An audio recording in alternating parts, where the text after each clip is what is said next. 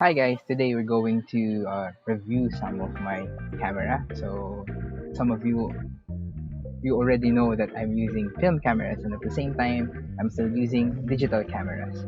So today we're going to review some of my cameras that I'm using when I do photography.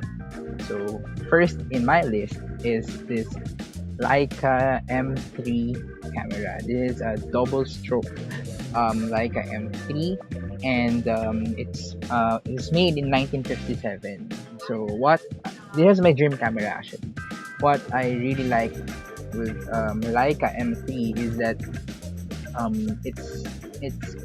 it's a mechanical, it's a fully mechanical, fully manual camera, and it's a range finder camera by the way. And what I really love with this camera is it's so quiet. It's it's a very recommended camera when you do street photography actually. It's less noticeable when using this one. Though it's a bit pricey for this one for a film camera, but some editors said that this is the Panzer tank of German cameras. So as you can see here, yep, yeah, yeah, you can see the film counter here, the shutter button, and then the shutter speed in this part, and then this is the rewind button. So I will not discuss here how to operate this one and what are the other parts here, but I will show sample shots for this camera. So this is, by the way, this is a double stroke, so it means that you need to wind the film twice. So just like one, two, and um, for me it's much easier to use a rangefinder because it's much easier to focus since I have little bit difficulties with my eyes. So using this is much easier to focus the camera.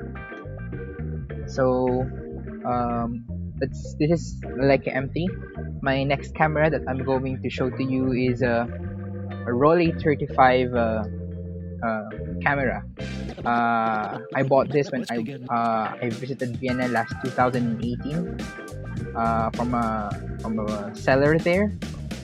Um, and this one is not a rangefinder, but um, this is what you call this uh, yeah, forgot, but zone focusing. It uses zone focusing, meaning you will measure the the distance that you're going to take the subject that you're going to take. So the operation is also simple. And this side, this is the shutter speed adjustment. You can adjust the shutter speed here.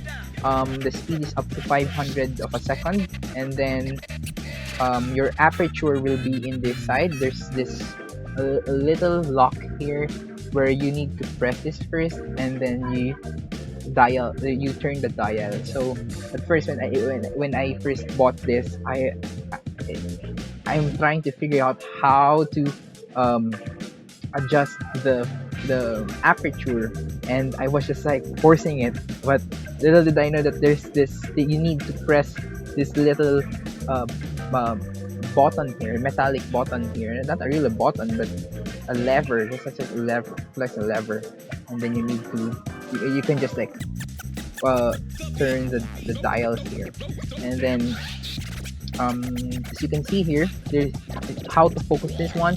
You just need to turn this in the lens. There's this wheel that you will turn it when you're trying to focus. But at first it's hard to manage to use this one since it's zone focusing. You're using zone focusing here, but if you know zone focusing very well, then it's easy to use this one. So and yeah, this one is it has a Carl Zeiss SR lens, and by the way, this one is somehow a bit rare because um, this model was they some of these models was produced in Singapore, but this one was produced in Germany. So this is somehow the earlier batches of Rolei 35. It has a built-in light meter, by the way, so that you can adjust based on the light meter reading. It's too bad that I think this light meter is already not functioning. Um, my next is this one. It's a point and shoot camera. So yeah, from the word itself, point and shoot. You just point this and then you shoot. This is a Nikon One Touch Zoom 90. So actually, I'm not a fan of point and shoot, but when my colleague photographer tried to lend me some of with the same model, Nikon. He lent to me his Nikon One Touch. I tried it, I used it, and I was amazed with the outputs of these point and shoot cameras. So, by the way, the previous cameras that I presented is a 135 camera or the 35 millimeter. It uses a 35 millimeter film that was just like this one. It uses this kind of film, and then yeah, and actually I already use it for some travels when I'm not feeling I'm not feeling if I'm not going to bring some heavy cameras, so I'm using this one. So next is one of my favorite camera. My actually my one of my favorite camera is this one. This is a medium format camera. This is a Minolta Autocord LMX. LMX because it has a built-in light meter. So you just need to lift it up. This is the light meter. Okay. So then it's a medium format camera, meaning you're using a 120 film, or the format is a 6x6. It's just like for Instagram, just like Instagram format 6x6. But medium format is because somehow it uses a big film. So usually it's used for prints, and yeah, you can use it for prints. I saw some old photos where journalists or some photographers that is printing their works or somehow publishing their works or their photos uses medium formats. The medium format is just like somehow it's enlarged format. So there's one camera, there's a large format. I don't have that large format camera because it's big, large, yeah. And to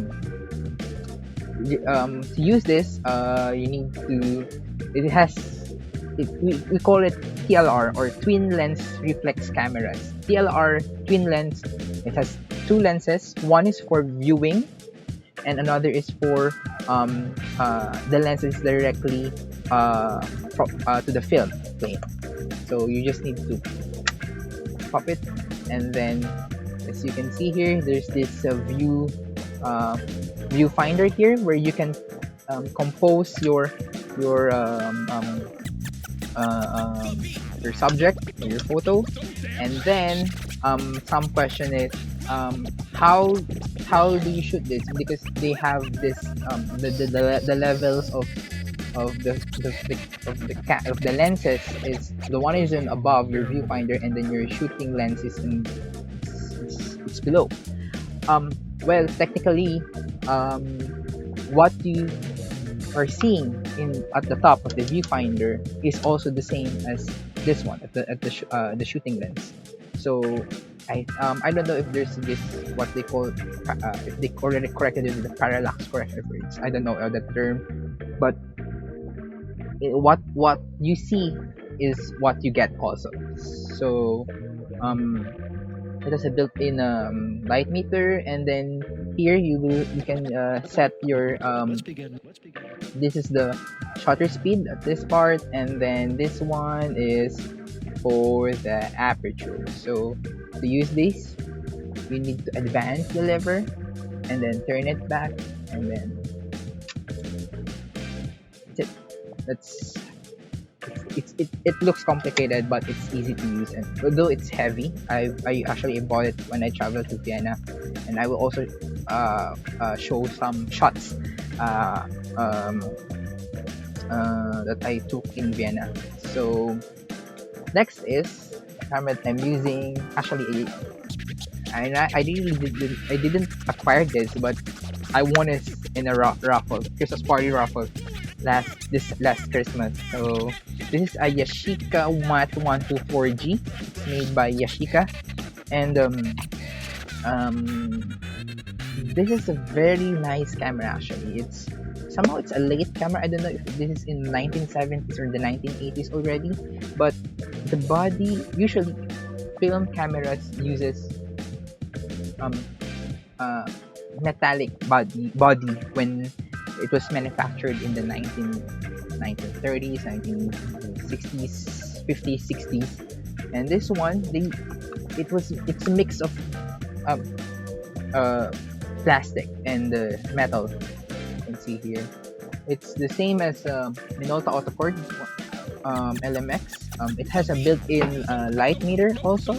The good thing, it uses a battery also when to so that the light meter uh, will be functioning. And then the good thing here is that the light meter has a switch.